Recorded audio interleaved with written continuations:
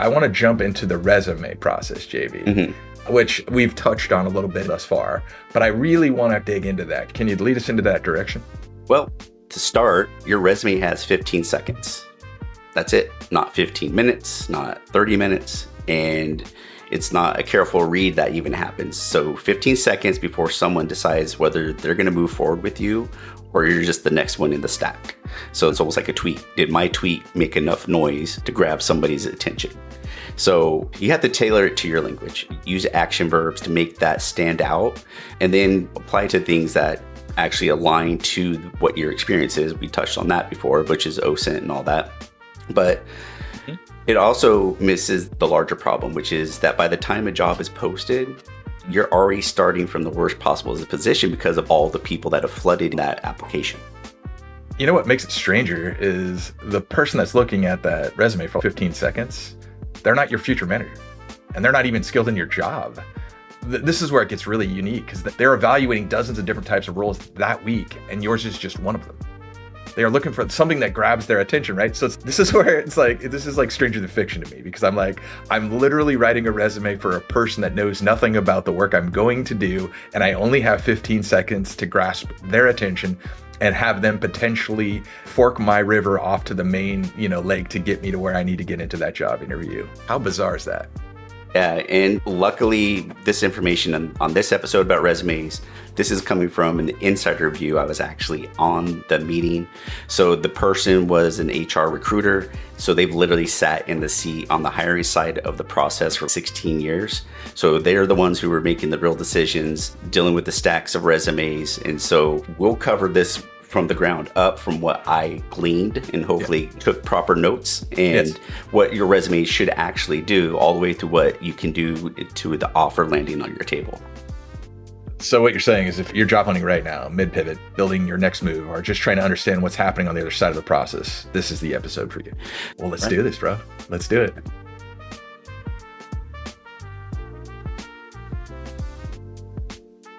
The broken handle is for informational purposes only. Nothing here is legal, financial, or career advice.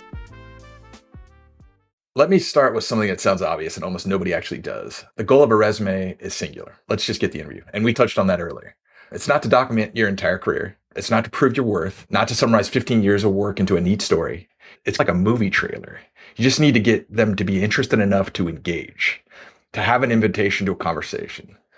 That is what you're building. And what you're normalizing is everything that you write and how it changes.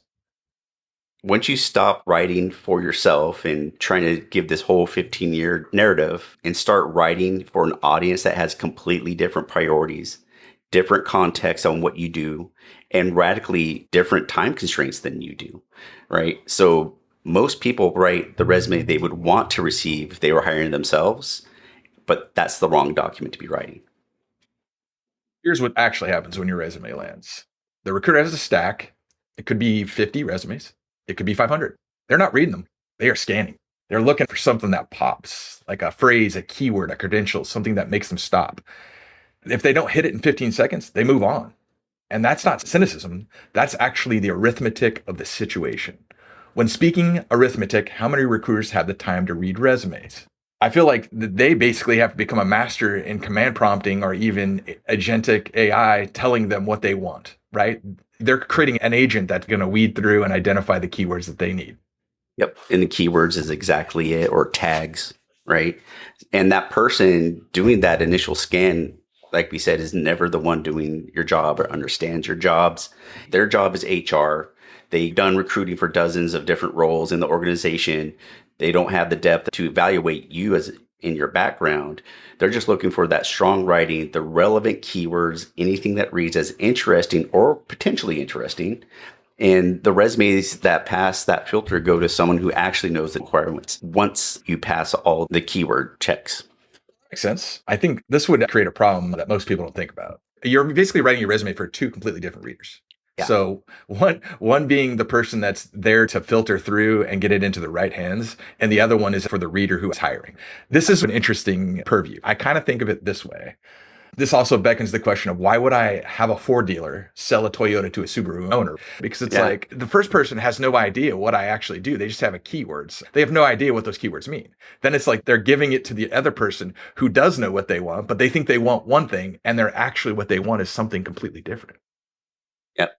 Some of the things that people need to consider as well and can damage a resume. A non-technical reader will move past a resume with spelling errors, things that are blatantly misworded. And it's not because they're being harsh. It's because how you write in your document, it had unlimited time to be polished. And that signal there, you not taking the time to polish it, is the flag. It tells them something about how you communicate when the stakes are real and a deadline is close, right? So if you can't put the right terms together for yourself, how are you going to do that as an employee at their company? So if it's sloppy, what does that suggest about you when you're under pressure? Now, I think the answer is to get human eyes on the final version. When you're in a company and you have a resume that you've rewritten, immediately you're sparking panic within the inner crew, right? Because they're like, why is he rewriting his resume? And why is he asking me to read it? Who knows you better than your coworkers? I guess my thing is, hey guys, I have no intention of leaving the company right now. I just want to make sure my resume is up to date. If I have to internally transfer within the company, can you put some eyes on this? Don't let the rumor mill start. I'm not leaving. I'm not going anywhere. I have no desire to leave. I just need a human to read this for me. And I think a lot of times they're very fearful because they don't want to be judged for the fact that their resume looks like trash or that it doesn't actually apparently distinguish what they do. But here's the thing, man. Again, AI has no personality, has no idea what you do or do not do. It's just fed data. And that's what people need to realize. It's only as good as you make it. But like you said, you have a coworker, a little risky, a friend, somebody that maybe you pick up friends as you work at different companies. So you should be able to reach out to somebody, even if it's, hey, a recruiter, you're working with a recruiter. Can you guys put a set of eyes on this and explain what I'm doing wrong with how I've written my resume? Start with somebody non-technical. Have your significant other do it if they're not in the same industry. Find someone who's technical or in that same role as you do, and then figure out what their feedback is. And then that's the same order for the hiring process. Somebody non-technical could go, okay, I think you look like a good candidate. Then that's step one. Somebody who's technical or does the same, keep using the word technical, but does the same role as you. Then they go, yeah, that makes sense. That I can see that you've done this for X amount of time. Your years of experience and how you wrote it makes sense and aligns. So those are the two gates, the two phases. I want to address something directly because I hear it enough and I think it deserves a real answer. There's this claim that's floating around, JB, that some recruiters take half the stack and throw it out without even looking at one single resume. Is there any reality to this claim? From what I gleaned on that webinar is it is real and it depends on the context. There's high volume roles with tight timelines, so shortcuts will happen in those scenarios. So the biggest one is when I've started seeing is if it's something to do with AI or one of the major chip manufacturers and they're doing all the data center stuff for AI, there's companies that will use recruiters to filter out all these resumes so they don't just get flooded with them. They have to go, okay, you as a recruiter, go find the best people instead of us posting it and getting flooded with 10,000 resumes because everybody wants to jump on the AI train. So those high volume roles like that, tight timelines, because things just happen faster in the IT side, there's going to be shortcuts that occur. And for specialized roles with a smaller pool, a little bit more care gets applied to that. But the lesson is the same either way. So you are competing for attention before you are competing for anything else. That tweet, did my tweet come out through all this other applicants? Did I put the right tags in it? You're trying to get that attention, and the game is to not be thorough. The game is to be interested enough for the first 15 seconds to earn the next 5 minutes. So that's what you have to write to on your resume. Very well said. I think of dating. Literally, I think of dating.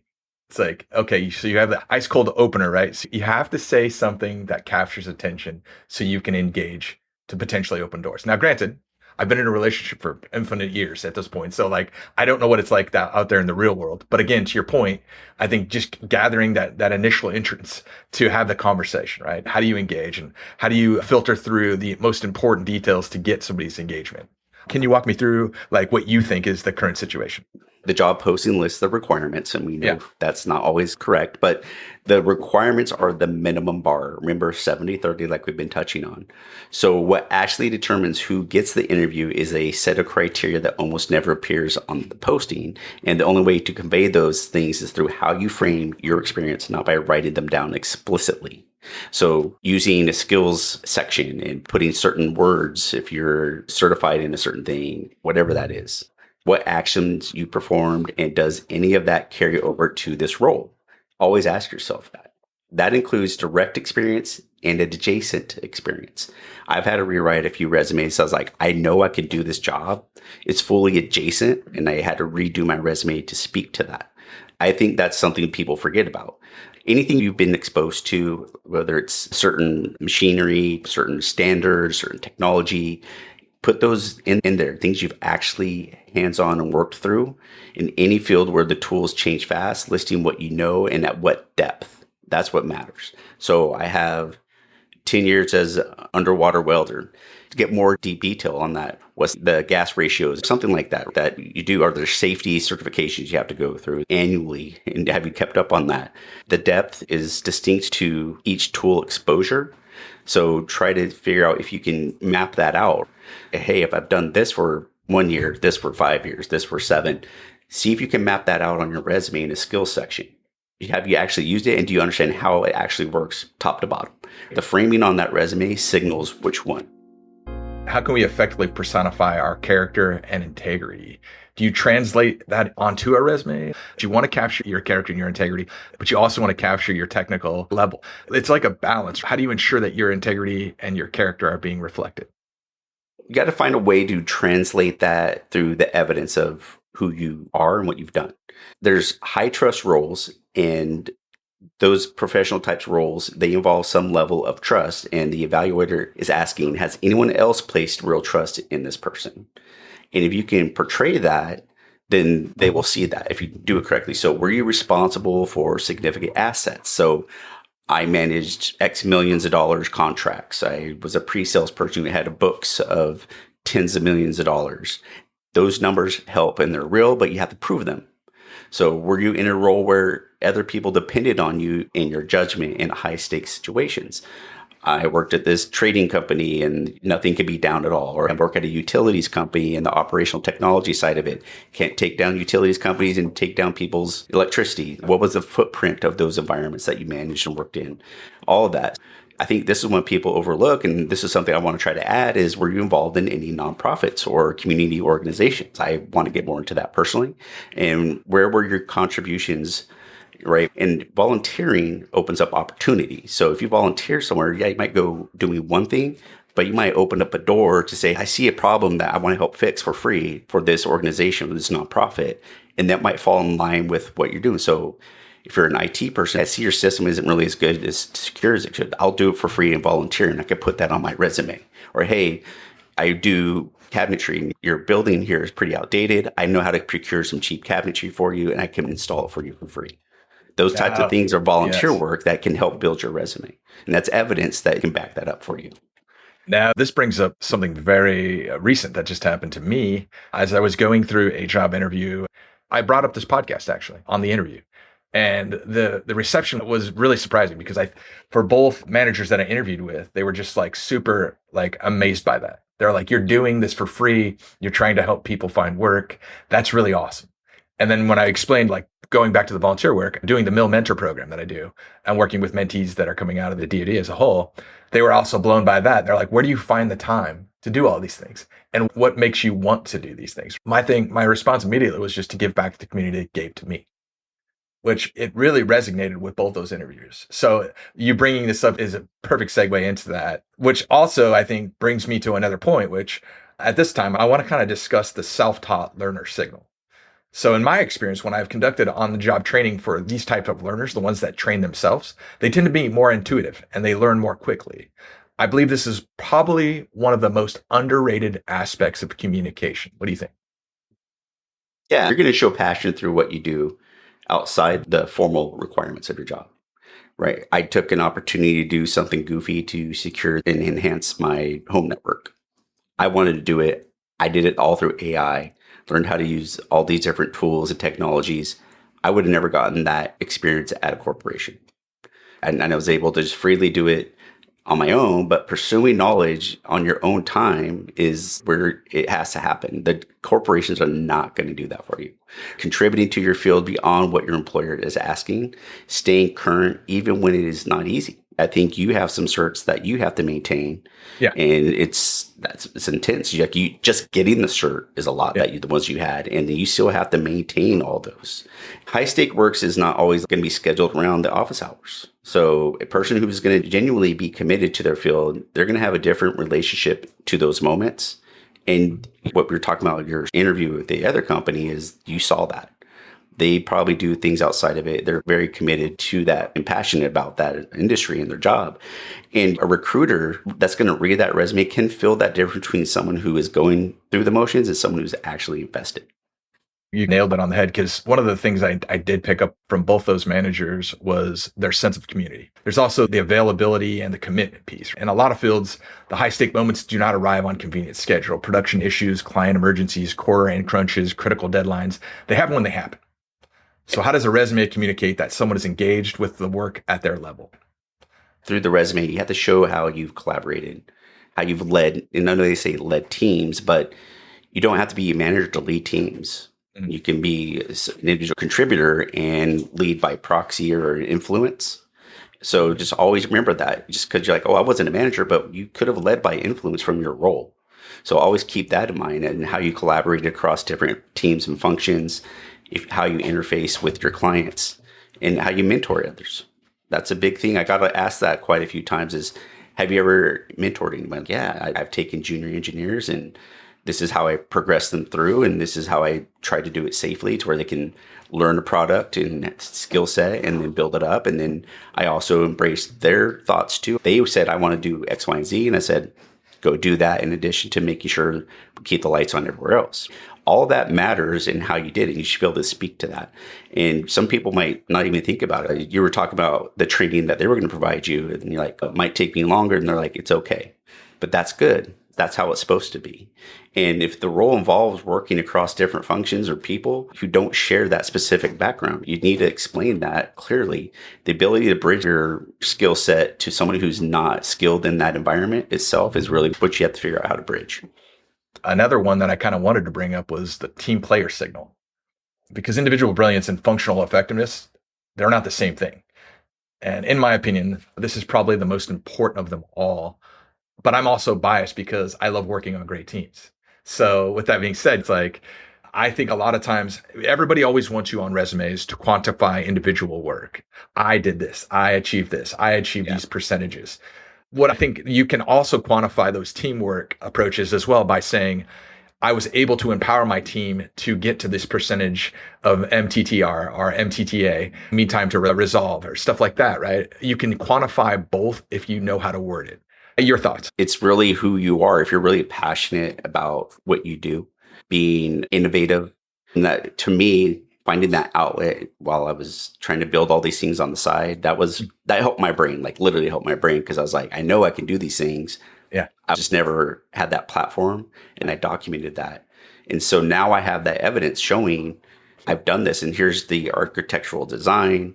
Now I want to get more into the volunteerism and all that. And I think it's just building that whole story in your portfolio of who you are as a person as a whole. Again, finite details, because you have to get through that 15 seconds and get through to HR and get to an interview. And I think that's where people forget. They do all these great things, but they don't put all that on their resume. I kind of want to change it up a little bit here. I want to challenge the mental model that most people bring to a job search. The assumption, it goes something like this. A job appears publicly, you apply, you compete, and the resume is the tool you use to compete. That is the whole framework. And I think it is very wrong. As we've discussed up to this point, I feel like there are way more variables to consider when you're put into the job market, when you're searching. What do you think? Yeah, it's not just wrong. It's a losing position, unfortunately, is what I'm learning. And here's why, right? So by the time a job appears publicly, the company has already tried to fill it like 3 other ways. So that's something else I was picking up on, and I now had it solidified in this webinar. Step 1 is The recruiter is going to open their existing file, resumes from people who reached out proactively, who stayed in contact, and who are already known candidates. So those people get the first look. But that's even people internal to the company, because some companies have a policy where they have to post it internally for a certain amount of time first before it goes anywhere else. So they get the first look. Step two, I jumped ahead a little bit, but that's internal referrals. The hiring manager asks current employees if they know anybody. If nobody internally has applied, they want to ask, do you know anybody externally? Because we know referrals, that comes with a lot more weight. And I think in some areas, there's almost like a mandated interview in a sense where you cut the line. This is an internal person. There's some value here potentially, and it looks like a good fit, and we'll get through that if you're an internal referral. So that's always helpful. In most companies, there's a financial incentive attached to that when you do internal referrals. That's another thing. So they're actually paying for that referral because it cuts a lot of costs. They don't have to advertise it, they don't have to market it. So if you refer someone and they get hired and they stay, depends, 6 months roughly is usually what it is, then you get a bonus because you save them time and money having to go headhunting. So that creates a real internal motivation to surface candidates before anything goes public and gets all those resumes flooded into it. Step three is that internal posting that only current employees can see. If all those other revenues are exhausted, let's just keep it internal first and see if maybe somebody was on vacation, PTO during that time. And then they give that opportunity to internal candidates first. And then we're at the bottom, once we're at the public solicitation, we're at the bottom of the line. That's where you're seeing it on the job boards. That's the last attempt to fill that seat that nobody internal could actually fill. And another one, which I think I overlooked on this one, but they may not have overlooked it, but I feel is I've seen it go to the very last step. And I've actually seen a fifth step to where they push it out to the recruiters. And then the recruiters are out there headhunting. This really puts perspective on it. To think literally hundreds of people have seen the job requirement and the position before it even exists publicly. This is absolute bananas to me. Dang, if all of these people have already considered this role, how long has the role been empty? By the time they actually hire somebody, they've already surpassed the state of emergency that they're in to get that role filled. And the people that are on that team are probably at level 100 of burnout phase because they've literally been carrying multiple positions that haven't been filled, right? So at that point, not only am I at the bottom of the interest stake, I'm jumping on a team that's completely burned out, man. Now, again, I'm not saying that that's the case, but my brain immediately went there, right? Because I'm like, dang, like, how long has this position been open? And what am I walking into? Unfortunately, you're competing for a seat that nobody else wanted. This is really what it sounds like when you're on this side of the table. And I didn't realize it was eye-opening hearing that. And it's just like, I thought that was just the pattern. You go to the job posting, you apply, and now I'm like, oh, I'm doing it wrong. So the most desirable roles are the ones people actually want, and those are filled at the beginning. The public pool is just what's left over. So LinkedIn and all that's just kind of what's left over. I feel like it's like we're showing up to an all-you-can-eat buffet at closing time, bro. Like there's nothing left on the table. I'm just like, what did I walk into? I always think positively. So on the other hand, maybe we're the diamond in the rough that they've been digging for months to get to, right? That's how we have to really look at it. They've been looking for this diamond for a hot minute, and I'm gleaming. So like they're interested in me. So let me be that guy that's going to help them get to that finish line, right? Yeah, there's always that. And it just, maybe they weren't doing the searches correctly. It could be all kinds of things. But procedurally, that makes sense. And I've seen that. Oddly, a little side story is a recruiter reached out to me and I was like, I'm not in the market anymore. And he's like, oh, dang. He's like, do you know anybody? I was like, unfortunately, I do not. I know people who can do the job. They're not located anywhere the offices for the company you're recruiting for. He's like, man, this has been the craziest year of the 4 or 5 years I've been doing this. It's never had this type of problem. So the recruiters are feeling it too. And it's like you're potentially looking at a job that's miswritten. Mm-hmm. It's misrepresented. The talent pool is small and they're just already allocated to jobs or something. It's pretty wild seeing this now, this in the structure like this way the gentleman explained it. It sounds to me, and we're going down a dark red on that. Yeah. And I don't want it to be that way, but I think it's important to understand that a lot of times when you get on the phone with these individual like recruiters or even people that are hiring managers, they may seem extremely desperate to get that role filled, right? And sometimes we see that as a red flag because we're like, why is there such a high level of urgency on this position? And why are they pushing so hard to get it filled? But then when you take into account everything we just discussed and all the steps that they probably already surpassed, we're at step 8 at this point, right? Okay, they've really had a rough time filling this position. And being able to overlook that and then put your best foot forward to try to help them fix that solution. You become the solution. You can be that solution. I think you brought that up on a previous episode is what's your problem? Here's how I can solve it. Does that help meet it? Even if I don't meet all these 100% correctly. But we should be reaching out to contacts, reaching out to the HR people directly, getting to know them. That's really the value add. That's where you're going to get the real job that you want instead of responding to a job post. So that's why it's fixable for if you're stuck a little. The fix is a posture shift. We're going from reactive to proactive. You got to be wearing the salesperson hat. The framework you want to do is you want to build out a spreadsheet with maybe up to 10 companies max that you like to work at. And with RTO, where you're willing to drive to every day. Where you want to work at, not just tomorrow, like where do you want to be in 5-10 years? So don't look at a company that's going to be a bridge company if you don't have to. The organizations that match your values, your ambition, your lifestyle. So start there. And then the column 1 is the companies. Column 2 is the contact, like LinkedIn. I think Indeed as well has those HR contacts. Go search for them. Where you found them at? Did you find them on LinkedIn? Where else, right? So have that information ready, and then anyone in your existing network who might work there, or if they're like a couple connections away, if you know somebody and they know other people, can you introduce me to this person so I could just learn about the company and be proactive, learn how to sell yourself? OSINT can help with that as well. What if you don't know anybody at any of these companies? How do you establish that connectivity? So most people know more people than they realize. Now that we're kind of coming back to where we have to go to the office, it could be your neighbor, someone you go to church with, or the grocery store, or if you go every day to a bar, have a beer, whatever. Just generally chatting with people, go through your job board profiles and look against that company director. They are listed there. I know we mentioned that before. So you might have colleagues, former classmates, people from previous jobs, those type of connections that might lead you to some employer that you're interested in. If somehow that column on your spreadsheet that you're using to track people stays empty, that's fine. The contact column is still your starting point. Find that HR resource instead of someone who works in an individual contributor or manager role, whatever they do. So you find them through their public presence. That you can find someone on the profile of a company through LinkedIn, and you may find they have this public blog or something like that. You learn more about them, whatever. So just do some triaging essentially. What you're saying is relevant, right? And I feel like it's important. But on the other hand, I'm like, I'm going to reach out to a complete stranger. Isn't that? I feel like cold outreach to people who did not ask to hear from you.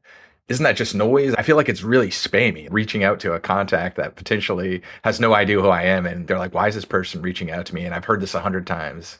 You have to do it professionally. If you're connected to the HR person, hey, I'm really interested in this company. I know you don't have any roles right now. I'd like to connect with you. The way the company aligns and has my same values, I really like to work for them. And I'd just like to keep in touch with you and send you my resume and then keep in touch with you as a connection in case you post anything on LinkedIn. It's that simple. This really resonates with me because I was on a call for a recruiting team with a massive technical company this last Wednesday. And there were literally subject matter experts from 4 of their major development groups. I'm not going to go too far into it because if I give too much information, you'll know exactly who this company is. But what I will say, the thing that I found most unique about this is you had 4 like senior members from these high up teams within this company, and they literally couldn't get anybody to talk or speak or ask questions. And I'm thinking to myself, I'm blowing up every rep on each of these chat rooms. I'm giving them my LinkedIn contact. I'm asking as many questions as I can about the positions. And I almost felt at a certain point, am I the only person that's seizing this opportunity? That's just bad for the people who didn't take advantage of that. Yes. I'm like, oh, dude, these people are giving you like face-to-face time with these people that have been on these teams for 7 to 10 years. And they're looking for talent. They want you to be on their team. Like, yeah, why aren't you seizing this moment? And that opportunity was presented and they expect you to reach out to them. Yes. So that's not spam. That's not spam. Spam is blasting it. Just a mass blast. Somebody be my friend. And who are you or why? I get those. I'm like, I ignore. I don't know who you are. So That's where it is, right? If you're in a situation and they provide their details, it's okay to reach out, but be professional. Explain how you came across their data and why you're reaching out. This is going to segue into our very next segment. And I like the construct I like to think of is, are we seizing opportunities when they're there? And one of the opportunities that I see is cover letters. Yeah. And I know a lot of times people will shy away from doing a cover letter or even consider doing one, or they're like, I have to customize it for every role. But here's one of the metaphors that's always stuck with me about cover letters is like the resume is a painting and the cover letter is a frame, right? So it's like almost like you have a gift that's wrapped, put a bow on it, right? Yep. The frame doesn't need to contain the value. The painting does. And that's really what a cover letter is. So let's be careful on the way we frame our resumes and make sure that we're not framing it in a bad way. Because again, it just comes back to enticement or engagement. So the very beginning moment is that cover letter and how are we using it to our best advantage? Right. And if it's poorly written or distracting or just is like, this doesn't even make sense. It's like any other frame that you try to use around something. If it just doesn't look good, it's going to actually work against what it's supposed to be supporting. A weak cover letter, it doesn't just negatively impact. It could also signal that you could not think of anything compelling to say. And that's horrible. You should know how to speak about yourself. That's a bad signal if you can't come around and say, this is what I can do. This cover letter is this extra bit to support that resume. And it's a bad signal if you can't even speak or read about yourself, how you can enhance your resume and speak. I think this job is better for me because of, or something like that. I think that the operating rule is pretty simple. If you can't speak to this directly, because in every single interview I've ever done, the first question is, tell me something about yourself. Yep. It's literally the very first question. And that's what a cover letter should answer, right? This is why cover letters they're pretty powerful in their approach. Can you kind of give me some examples of things that you think, as far as like cover letter coming from your background and how you've used it? I think it's used for being proactive in your outreach. So when you're not responding to a specific posting, the reader is at a leisure, right? What I'm saying is, if you do an outreach and you say, here's my cover letter and here's my resume, and they read all that, those people aren't under a deliberate timeline to fill a role anymore, because you've opened the doors of communication and you've written a good cover letter about yourself. You framed it correctly and it looks good. And you're providing your experience, your skills, plus this cover letter. They might actually read that if you reach out to whomever, if it's a hiring manager that might have a role in the future, or if it's an HR person or all the above, or even someone might be a peer of yours and they say, I didn't know about that because you wrote it in your cover letter. It didn't come through on your resume. Great. Good job. You framed it perfectly. And they're actually going to read that because those people that you're communicating with aren't under that time constraint anymore. And that compelling letter in that context, that can set you up for a role that may not exist for another 6 months, which is great. In all reality, I know 6 months is a long time, but that's the point of this. It's a little bit slower. It's a little bit more methodical. It's a lot more proactive. And it's trying to frame yourself correctly. And the insider reality from a hiring side is recruiters keep unsolicited resumes on file. That's their job. They have to make sure they have a pool of candidates at the ready they can reach out to in the event of a job opening or someone leaving, retiring, whatever it is, right? You may not be the right fit for what is open today, but 3 months from now or 6 months from now, when something new comes up, again, they're going to go back and look at those candidate profiles that they've collected. And because you've been proactive in doing outreach, your stuff will be in that file. I want to think about this thoroughly out loud.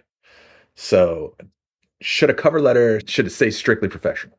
Like your qualifications, your interest in the role, or can it go personal, like your motivations, maybe your background from outside your field, the reason you're making a change? Yeah. Personal and professional are not opposites. So the risk is not so much that you're putting personal content. The risk is personal content that doesn't add value or true information about you and your experience and what you can do.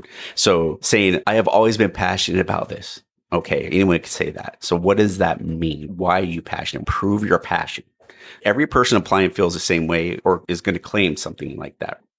But if you put something in there, I spent 8 years in supply chain management, and the single biggest problem I kept running into was the same one your clients face. And you mentioned this, saying, what's the problem? Find a solution. Your cover letter is the opportunity to show how you can solve that problem with a solution that they may not know about. That is personal, that's specific, and it's useful for them. It's useful for you. It tells the reader something that's real about your perspective that they would not get from your job history alone. And that's why they'll want to do that outreach back to you in the event of something opening in the future. I want to go full court press on you on this one, JB, because I feel like a lot of people really struggle in this area. Can you give me the actual mechanics, not the principles, the practice? What does a good cover letter actually do line by line? If you know who is actually reading it, and you can usually find that out, like we explained, look at what they write about if they put posts, what they share, what their professional focus is. That cover letter references a specific direction the company has stated publicly and explains why your background maps to their particular challenge.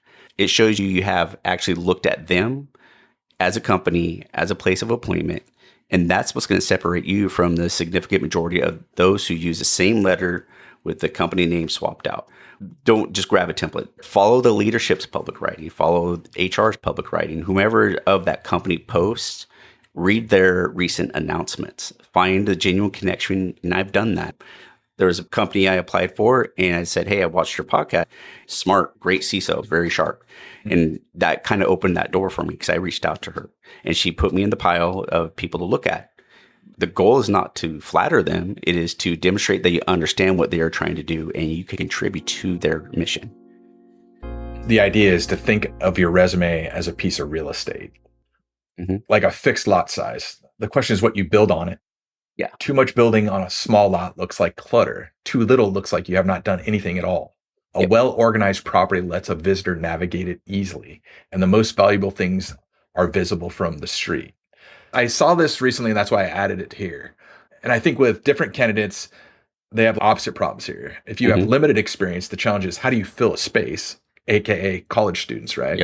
Yep. Or on the other side of that, if you have 20 plus years, the challenge is how to cut it down without losing what matters. Yes. Mid to senior. This is where I struggle. I struggle substantially, right? Because when you've worked in the industry, and again, without aging myself too much, it's like anytime you've been in the industry for over 25 years, it's like, how do I pick the most important parts that are going to reflect on this role that I'm applying to? And how do I cut it down to, again, that 5 bullets per job description? How do I know what's going to be most important? I guess the basic thing is don't cram everything in. Just talked about that. It has to look good, read good, all that, pass the test. We'll go section by section on what it should look like. Starting with the skills matrix, you want the most experience on the left, decreasing to the right. You all read left to right, top to bottom. Group logically similar categories together, and the rule on what to include. If you worked with something in any capacity, list it. Now, truthfully, obviously, not because you saw somebody do it, or it should be like a year minimum. Don't say I did it for 2 days. Okay, that's not really good experience. But be prepared to have a story, and that's why you don't want to put every single little thing, but something of value that has good time behind that skill set. And if an interviewer asks you about something on your skills matrix and you can't explain it or contextualize when you need it, you've created a problem, and it will get flagged and identified and surface in your interview. And I have accidentally done that myself. That's why. So, all right. So there was Terraform. I'm sorry for those who don't know it. Well, don't worry about it. It's a technical thing. I had exposure architecturally and understood it, and that's what I stayed at. But hands-on doing it, I didn't have that. And that was throwing people off, so I just removed it from my resume. So list what you've actually touched, and that was my problem. I didn't actually touch it and work in it. I understood it architecturally, managed the people who used it, but I didn't touch it, and that was surfaced in all my interviews, so I extracted it out because it looked bad. But be ready to account for everything you claim, and that is so true. I think we're looking for those buzzwords or the jargon words that are going to pique the most interest. But to your point, if you've only done it 3 days or maybe a week or potentially only like maybe a very small amount, don't put it on your resume. I always like to think of it this way. If I can tell somebody about this and train them on this subject or this specific tool, then I can speak to it on my resume. If you know something well enough, and maybe I went a little too far earlier about saying if you didn't touch it hands-on deep enough, you could still put it on the right side of the matrix, just at the bottom of it, and say, hey, like the CyberCamp, like I have that as a certification. I may not really put it as a skill set, but I can speak to it if they want to ask me about what that camp was. So I'm bringing that to light to surface and say, hey, I've had that experience. but I don't do that on a daily basis. Before you go into any interview, obviously you have to be ready to say, I have limited exposure to this. Here's what I do know about that section or that area. And here's what I would do to develop it further. So again, that's the story. That's what it is right there. Like, you have limited exposure, you're honest, and you say, here's what I know. You scoped what you can speak to, which is truthful and honest, and is going to be a better conversation. And then here's what you can do to develop it further if you get that job, or maybe on your own. Like we talked about, have a volunteer that I'm start doing this work for, or hey, I have this project that I'm doing on the side for myself. That's an honest and competent answer. They're going to know that. So what you cannot do is put it on the left side and then blank out when they ask you about it, because that's really what's going to hurt you. This brings me to our probably the most important one, which is job history, in my opinion. Mm-hmm. And I feel like where people leave the most value on the floor is job history. This was a little eye-opening. I probably need to go redo mine, but you're supposed to use it as an active voice. I don't think I do that. Not first person. I think I do that at times, but try to avoid first person. I answered customer questions about the product and solved problems. That's not what they want to read. What they consider good is proactively resolve complex product issues, clearing all customer escalations. Same thing, worded a lot better. And one describes a task you completed, the other shows ownership, initiative, and outcome. Those are really what the resume is supposed to be about: what your ownership was, what your initiative was, and what your outcome was. And no matter what, even if it's about sales numbers, if it's about customer service or whatever, if you're working on a production line and never had this many issues, or you didn't fail QAs or anything like that, like, never start a bullet with I or we, lead with the verb. Yeah, that's a quick one on grammar. I guess current job, present tense, previous jobs, past tense. This sounds very elementary, but I feel like people don't do it. Yeah, and it's a common error, and I'm guilty of it. They see that a lot on the professional resumes, and some evaluators will move past the resume for that past tense inconsistency, because that signals, it's like you did not proofread a document is what they're looking at, and you had unlimited time to polish that. If that's the type of work you're giving to me, what are you going to do when you're here, right? In any role where attention to detail matters, which is pretty much every role out there, right? That is a poor signal before the conversation even starts. So make sure you write that correctly and try to get the tenses, past, future, and all that corrected. And you should be good, or improved, I should say. Based off what you're saying, here's a question I would put on the table. If the very first person reading my job history does not understand what I actually do, should I be opening each entry with something they can grasp before I get into the specifics? So the two-reader model supports that. Lead with what it meant, the business outcome, the scale, the result, before you get into how you achieved it. So reduce client onboarding time by 40%. That lands for a non-technical reader. And then by redesigning the intake workflow of our CRM system, that gives the technical person what they need. So does that make sense? We want the non-technical person to get their data to flag to them that you're the right candidate, followed by the person who actually sits in that role or manages that role to go, oh, they do it in that depth, in that area for what we work in. So that's how you structure it. First to get through the door of the non-technical, then afterwards to the person who is technical. So layers, outcome first, method second. Both readers get what they need. Well, I guess now that we've established that, this is where metrics come in. I want you to make a case for why this is the single most impactful change most people cannot make or can make to their resume. Metrics matter hugely. They do two jobs simultaneously. They show your capacity and they show your judgment. I used the word I apologize. So it's hard, right? It's hard. No, it's hard. So routinely handled a load of over 300 cases daily, twice the volume of any other team member. That's one sentence, shows your capacity and shows your comparison, and also shows reliability. 0 adjectives required. Another one is managed client relationships representing $3 million in annual revenue. That's going to show your scale, shows the level of trust the organization placed in you. Metrics do not need to be like creative language. The number is already impressive, but you have to get that in there. Just put that in. That's what they want to see. So this makes my brain hurt, because then I'm like, okay, I've worked with the DoD for a good majority of my time. What if the work that I'm trying to speak to is genuinely confidential? There are NDAs involved, classified environments, situations where I legally cannot put them on my resume or speak to them. This is a great question. You have to describe scale and responsibility without disclosing content. So, led security operations across a classified government environment supporting 5,000 end users. That conveys scope without revealing anything protected. So, another one would be managed a portfolio of confidential client engagements valued at X amount of dollars. That tells the reader what they need to know about your level of work without naming the clients. So get the metric even when you cannot name the thing the metric is attached to. That's actually a very creative way to do it. You're giving them just enough information to keep them peaked, but not enough information to be a disclosure, right? Something that was brought up to me recently was someone raised an approach that I want to get your take on. It's basically structuring every bullet as an action or a result value, not just what you did or what happened, but what the value to the organization was. When you have a real metric, the metric carries both result and value at the same time. This is the simplest case. So when you do not have a metric, classified work, qualitative impact, situations where the data is not yours to share. So action, result, value gives you a structure that forces specificity. I did not say that correctly at all. I can't say it. I just can't say it. Specificity? Specificity. That'll work. Thank you. Tongue twister today. All right. So let's think about this. How about example? So redesigned the client briefing process, your action, cutting prep time from 4 hours to 45 minutes per engagement. That's the result. Freeing the team to take on 2 additional accounts per quarter is the value. See how that works? It forces you to ask what actually changed because of what I did.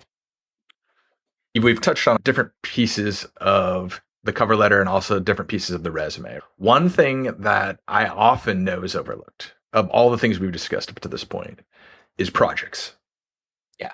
You said this is the most underused section, and I believe it based off the fact that I very rarely ever see anybody discuss projects.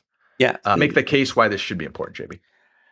I was asked it literally on a couple interviews, so I learned it firsthand, and that forced me to create a website that was for me personally, and I started putting projects on there. So when recruiters sit together and they go over the stack of resumes they get bombarded with, they stop and call each other over for projects, not for a cert list.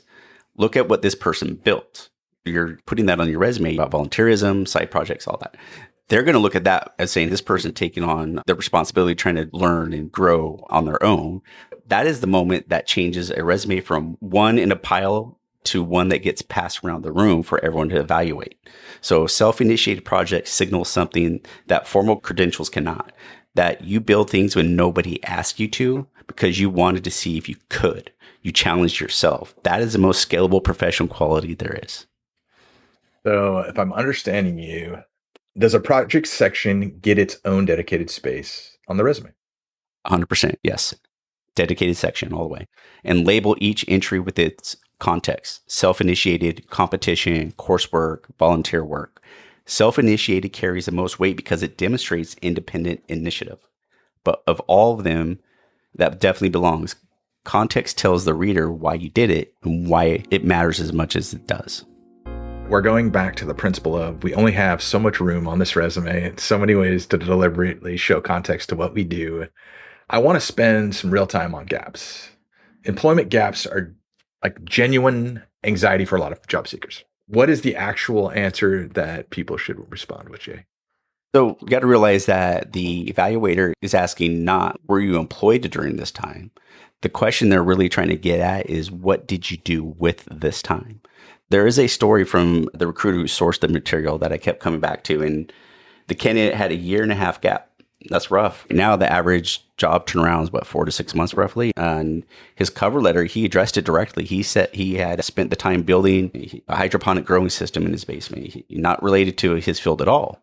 But the recruiter was curious enough to interview him. They spent a significant portion of the conversation talking about the research, the problem solving, the technology he had integrated into the process. And the output of that was amazing. He actually got hired because the story was this person with no external accountability, no employer requiring anything of them, spent his time building something. That's the signal. And what you built, what you learned, what you contributed, those translate into real estate on your resume, regardless of whether you were employed when you did them or not. It's funny too, because you can get practice at this just by talking to your relatives or Mhm. friends when you're unemployed. I don't know about most people, but I can speak to myself. I consistently feel like I have to warrant my current existence. So what are you doing? I'm going to school. I'm working on a Microsoft certification. What else are you doing? I'm producing a podcast right now. What else are you doing? I'm currently rewriting my resume and trying to do a mill mentor program to help other people. I feel like I'm consistently trying to explain my own presence while I'm unemployed. Do I have to do that? No, but I feel like it's important that people understand that the cogs are still at work. It's not that the machine stopped working. It's just now I'm retuning it to be in a better place, right? Yeah. And the pandemic, that created a lot of gaps for people. If you filled your time correctly, there's nothing to worry about. So the people who navigated that period best for their resumes were not the ones who maintained employment through luck. They are the ones who could point to something specific, a project, a course, volunteer commitment, skill developed. That is what the recruiter is reading for, not the gap, what went into it. Whenever I have free time, the first thing I think about is certifications. Two concerns come up consistently. One is if like a person is putting too many certifications, it looks like they're chasing credentials without depth on their resume. And then number two, the type of certification, whether it's multiple choice exam or something hands-on, they're different for both things. Where do these two land when you have them on your resume? You have to tailor the list to the role, which is OSINT. Have it scope the company, have it scope the role, use OSINT as your platform to say, am I going to meet all these criterion, 70% or more, and tailor to that role? You have 12 certifications and you're applying for a specific position. Lead with the 3 or 4 that are most directly relevant. The others can live on LinkedIn without overcrowding your resume. That could just be your historical data that you can extract from. The paper chaser label sticks when you have a long list of entry-level credentials with nothing to show for them in practice. So what breaks that perception is demonstrated application of those certifications. So a project, a competition result, the work outcome that shows you can do the thing that you trained on, not just study for it. Anything that demonstrates application rather than recall tends to carry more weight. Any certification you pursued on your own time without anyone requiring it sends a go-getter signal regardless of type. The commitment from you is what matters. This then opens the door to the age-old question. How do you know which certifications to pursue in the first place? Sometimes it's obvious, sometimes it's not. So you can try reverse engineering the job description, find the roles that you want, not just the ones posted now, but the ones at the level you are building toward in 2 to 3 years. So if you're starting out as an engineer, as a first level, what does it take to get to the top level engineer or an architect, something to that effect? That way you know your path and you know where to start from and where you need to go. Look at the people who hold those roles and what they've actually have, not just what the posting lists as a requirement. Again, communicate, talk to people who are in those roles. That is your roadmap. Intentional certification pursuit is completely different from collecting credentials because they are available. So I think we've touched on a lot of different areas of the resume up to this point. This one has been debated back and forth between a lot of different people, and it's education. This one matters regardless of whether it's in a formal requirement or just something you're doing for your own personal interest. Can you elaborate? Let's say even if the job doesn't require it. HR filters, they run against education often enough that leaving it off creates friction you do not need. If the role does not require a degree today, it may require one for the next role that comes from the same recruiter. So keeping it on the document, that's simple as that. For candidates without a formal degree, the actual question is what you did with the time that you would have gone to get a degree. Again, starting to have that same pattern: certs, projects, operational experience, self-directed learning. Those are different artifacts telling the same story, so make them all count. Okay, so we've touched on all the different categories within the resume itself. Let's touch on the format and the visual design. I hear two completely different things. Some people say a distinctive layout stands out. Others say it breaks the automated systems that screen your resume before a human even sees it. Where do you think we should land on this? So the structural constraint, that's what matters most. So if you're applying through an online portal, that portal is likely using an automated system to parse your resume for keywords. So ATS, LPS, and I shouldn't have said those because I completely forgot what they stood for. But that's what parses for keywords in the backend for HR. Fancy multi-column layouts, graphics, text boxes, these break the parsing. The system reads scrambled text and the keywords do not register. So be careful with how you format everything. Optimize for clean parsing in these systems when you're going through an automated system. For a human reading a physical or PDF resume, the clean beats flashy. The goal is to remove friction, not add it. So if you know you're going to a human reader directly, like a career fair or a known contact passing it along, you have more latitude. Now that we've got everything done, what should the page length be? 1 page would be best if you can. 3 pages is the functional maximum. But beyond 3, you're creating friction for the whole evaluator. The discipline of cutting into 3 pages is itself a signal, but shows that you can prioritize which is relevant to the most professional roles. So the candidates with limited experience, they're going to use every available section, projects, training, volunteering, hobbies, to build the complete picture. So for candidates with extensive experience, what is more relevant for this specific role? Again, OSINT can help you with figuring it out, and then everything else can live on LinkedIn. We've discussed the length. We've discussed format. Now I kind of want to shift gears. I want to talk about AI because it shows up twice in this process, and I think people conflate them in a way that creates a real problem. Everybody's favorite topic, AI, or as Natalie likes to call it, IA. So first situation, the employer is using AI to screen your resume before it even reaches a human. Second situation, you're using AI to write the resume. Yep. What is the distinction that actually matters? It's on the screening side. There are applicant tracking systems. That's what I was trying to remember when I said ATS a moment ago. They scan your resume against the job description and score keyword overlap. So if the posting uses one term for work you have done and your resume uses a different term, the system may not recognize that match. The practical fix is when you apply to a specific posted role, read the posting carefully and make sure the language that you use to describe your own work mirrors their terminology where the translation is accurate and honest, which is always key, honesty. So if they call it project coordination and you have been calling it program management, consider whether the adjustment is fair. Usually it is, but the underlying work is the same. And the proactive strategy we discussed earlier makes ATS completely irrelevant. If your resume is already in the recruiter's file before the role post, it goes directly to the internal pipeline. The automated system never even sees it. And that is the cleanest solution. Remove yourself from that public pool. So on the writing side, here's the catch-22 that keeps coming up. I've heard 2 completely contradictory pieces of advice. Hiring managers say do not use AI to write your resume. Training programs, on the other hand, say use AI to write your resume. Both of these are being said with conviction. Who is right? Both are telling you something real and missing the other half. The hiring manager position, AI-generated resumes all sound the same. Same sentence structures, same verb voices, same vague impact language. An experienced evaluator can fill it in about 2 paragraphs and probably be able to do it in 2 sentences. But AI does not know the specific operational details of your actual experience. So only you do. It fills in generalities that did not happen, aka hallucination, depending on what happens. But that becomes a problem in the interview when someone asks you to go deeper on something the AI wrote and you have no actual story underneath it.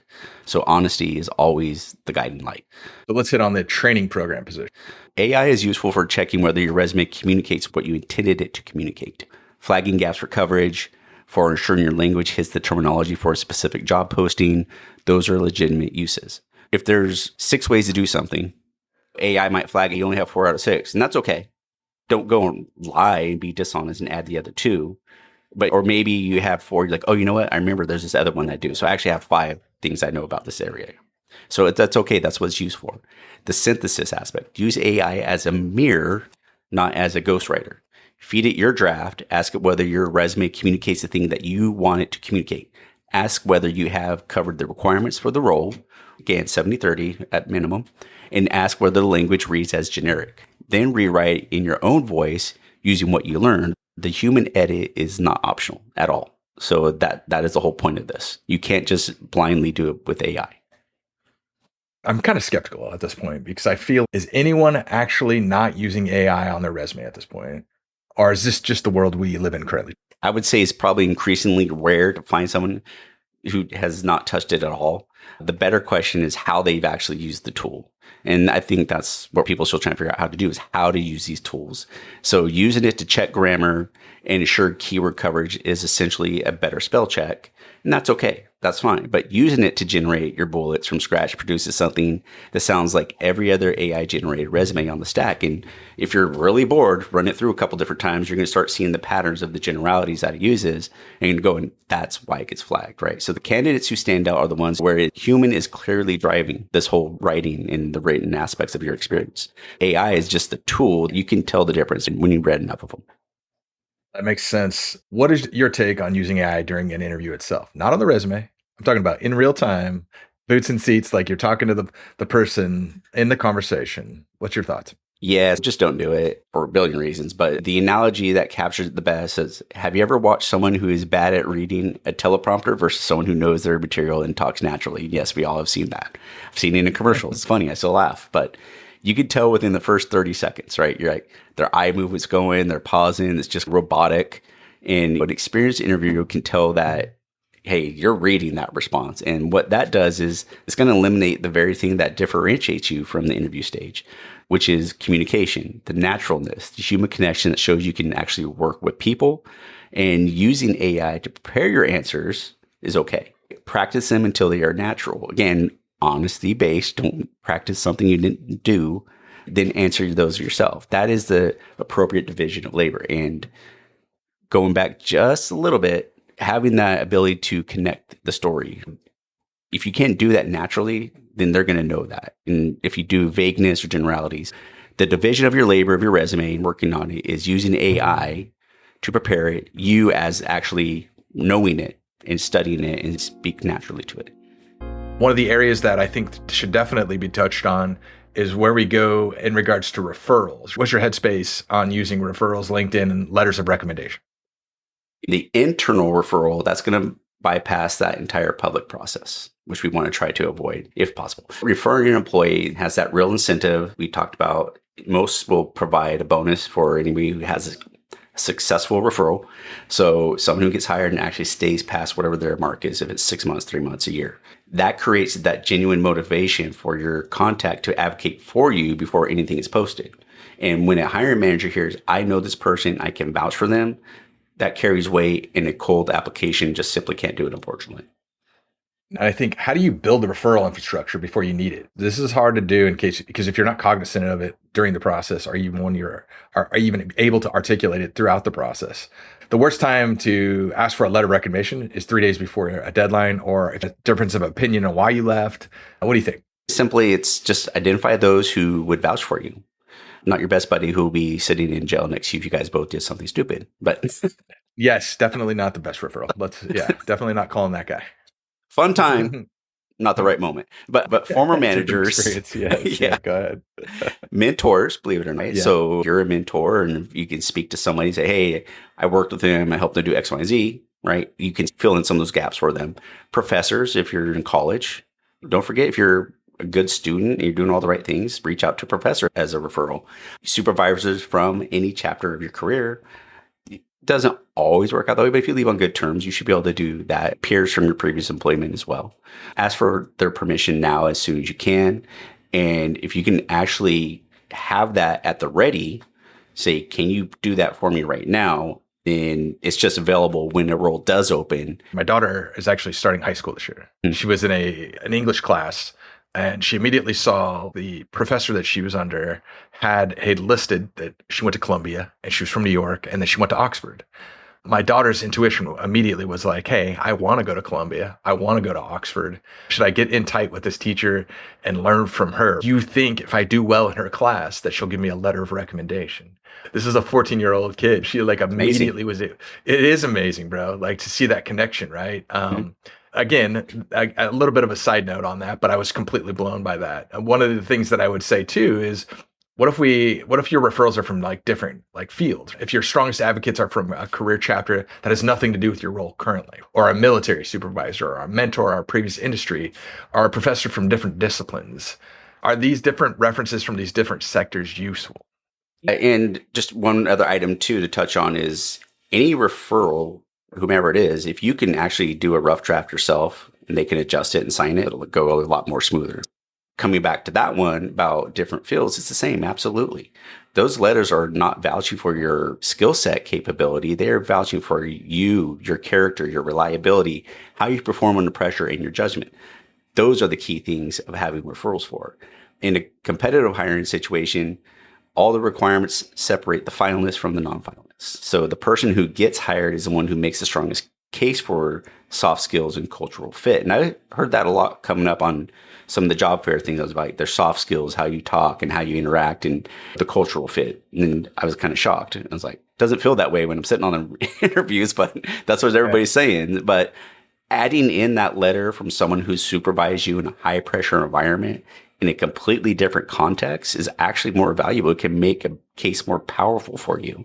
So the recruiter is going to see someone who's worked in a demanding environment with the real stakes, that thought enough of this person to put their name on it, and that's worth something. I've talked to a lot of recruiters, and one of the recruiters said something that stuck with me. There have been job openings where every candidate on the short list checked the technical boxes, and none of them got hired. Not because of the technical side, because one of them demonstrated the soft skills to integrate with the organization. I actually just had this discussion in one of my interviews 3 days ago. Soft skills with current different levels of people coming out of different generations, right? Mm-hmm. Shaking hands, eye contact, being able to answer somebody and do it confidently, body language. These are all extremely important. And this is one of the things that the manager that I was potentially going to be hired by, she was just like, they're just not there anymore. People don't know. They don't carry these values. So it's very hard to understand somebody's level of professionalism if they're not exemplifying these soft skills. Can you give me a little bit more information from your perspective? It's more common than people realize. Your skill set requirements, those are the filters, the thing that guarantees that you get anywhere. They tell you who is eligible to be considered. They do not tell you who gets the offer. So keep that in mind. When every finalist has comparable technical qualifications, which everybody could by accident if they cheat. But if you truly have a good set of candidates and they're all technically qualified, so what determines that? Who's the best out of that? So what determines the hire is everything else. Their communication, their collaboration, their judgment, cultural fit, leadership potential. The candidate with the strongest case across all those dimensions is going to win, even if someone else has a slightly stronger technical profile. I love that answer. It immediately makes me think of LinkedIn. Mm-hmm. There's this instinct in a lot of professional circles to stay low profile online. I understand the impulse, but what is the actual cost of that during a job search? I know I'm drilling you with these very, very hard questions to answer, but I also think I'm not the only person that thinks this. It's literal real cost. Those recruiters who I've spoken to and what I've heard, they use LinkedIn for keyword searches before they post publicly. So if your profile does not surface in those searches, you do not exist to that recruiter until they've exhausted every other option. And I mentioned it on this episode a little bit earlier, is I had a company who was hired by somebody else, the employer, and they said, you go find the people based on their resume. So this is true and real, and it happens. So if it does surface, you might get a call for a role that has never been posted anywhere. That's exactly what happened. I didn't get the job. I didn't go any further, but I had that front end experience where the company hired that recruiter. I met enough of their search criterion to surface on their profile for a candidate. So shore up your profile, write about your work, get those recommendations from supervisors and colleagues. And when that recruiter lands on your profile, they'll read those recommendations. You do not have to be loud. You just have to be findable. I think one of the examples that LinkedIn uses is digital badges and credential programs. There's very little verification widgets that programs issue, and you can add to LinkedIn. Do you think these digital credentials mean anything? Do you think that they give you maybe a level up potentially? It's a reference point, the badge is, but the credential behind that, it's a signal, right? It's all about signals out to the recruiters. So the distinction that matters most is selectivity. If a program accepted everyone who applied, the credential says little. If a program runs a competitive qualifying process and accepts fewer than 10% of applicants, the credential tells the employer that you cleared a real filter. So put those selective credentials everywhere, on your resume, on LinkedIn, on your professional profiles, on your personal websites. The selectivity is the point. I was selected carries more weight than I completed. All right. So if I'm understanding, we've worked through the resume. We've basically, at this point, we're talking about using LinkedIn as a tool to get us there. We're talking about credentials. Now we get to the main game, the interview prep, right? So getting the interview is the win. Now, do not waste it. The most common prep mistakes I see is that people focus entirely on themselves. What are my answers going to be? How do I tell my story? And completely miss the other half of the conversation. The interview, that's your chance to evaluate them. That's really what it is. Yes. You tell your story, but you should walk out with enough information to decide whether you actually want this job. It could be completely misrepresented, and that does happen sometimes. So most people walk out having only answered questions. That is only half of the interview. When I go into interviews now, I don't feel like I'm the one that's being interviewed for the role. I almost feel at a certain point throughout the interview as I am interviewing them to make sure I'm a good fit for that role. Mm-hmm. So at the end of every interview comes the moment most candidates treat it as a formality. Do you have any questions for us? What questions do you have? So for that first, what does career growth look like in this role? And where have people in this position gone within the organization? A second question, does the company support continuing education, certifications, conferences, training, and if so, how? Third, what does a typical week look like in this role? Not the job description, the lived reality. And the one most people never ask, what are the most common reasons people who look well qualified on paper did not succeed in this role? I love that question, and I'm going to use that. I've never asked that question, and I've never had anybody ever ask that to me when I interview them. Yeah. But damn, that's a really good question, bro. I asked something similar, but this one on the webinar, I'm like, yeah, that was a good one. Dude, that is a fantastic question. I think it definitely gives you a very good understanding of the culture and where they stand and where they're at with their current people. I'm going to go ahead and skip forward to what if you don't get the offer for that matter?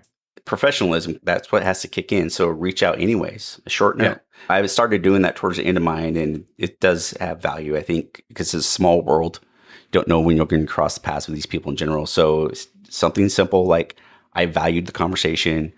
Could we get 5 minutes where you tell me where I was not the right match for this role? If you want to press them a little bit, but that might be more for the HR person. So most evaluators will say yes. I have actually had that opportunity with one company. They sat down and said, you have a gap in this one area. I'm like, okay, fair. That conversation does two things, right? You learn exactly what to address for your next opportunity, and then you just created a reason to make contact with someone who was a hiring authority, and you're showing your professionalism. You're not being upset about it, but if they have another role in 6 months and you've demonstrated that kind of professional maturity, you're ahead of the new applicant pool before that even opens. Let's land this. I know we've covered a lot of ground today. First, stop being reactive. The jobs you actually want do not go to the best public application. They go to the most familiar name. So the proactive strategy is not more work in the long run. It's actually less because you are competing in the right pool instead of the public one. So start your spreadsheet, find your companies you want to work for, do that tonight. Second. All right. Your resume is your real estate. Manage it intentionally. Metrics over adjectives. Always use the active voice over your passive voice. Projects over cert lists for signaling actual capability. And then your additional experience as a lens, not a liability. So the first 15 seconds determines whether anyone reads the rest. Build for that. Third. Highly critical. AI is a mirror, not a ghostwriter. Use it to check whether your resume communicates what you intended it to. Use it to prep your interview questions and answers, and then write your own resume and answer your own questions. The human authenticity, that's what's going to get you hired. And I think we're going to close it out right around here. I think just a couple of things to think about on the way out is when you get your offer, everything is on the table. It's a negotiating position. I literally encourage everybody to counter at least once. The number you accept without asking is the number you're benchmarked against for years. So keep that in mind. If you don't push forward at this point, you're not going to see that number go up anytime soon. And then if there's anybody else in regards to, for anyone who is mid-search right now, start the spreadsheet tonight, literally. 10 companies, first column. You don't have to send anything yet. Just pick the top 10 companies. This is the first move. That's the move. You're not broken, just the handle is. Find us at The Broken Handle everywhere. Substack, brokenhandlepod.substack.com. If you have a specific resume situation you want us to dig into, a pivot, a gap, a role, a category that feels impossible to break into, reach out. We read everything. We will see you next week. That is what we know. What you do with it is up to you. Quick legal. The Broken Handle hosts speak personally, not for any current or past employer. Guests share their own views. Their appearance is not an endorsement of their services or business. Commentary on companies, recruiters, and hiring practices is opinion. Nothing here from hosts or guests is career, legal, financial, or medical advice. Consult a licensed professional for those matters.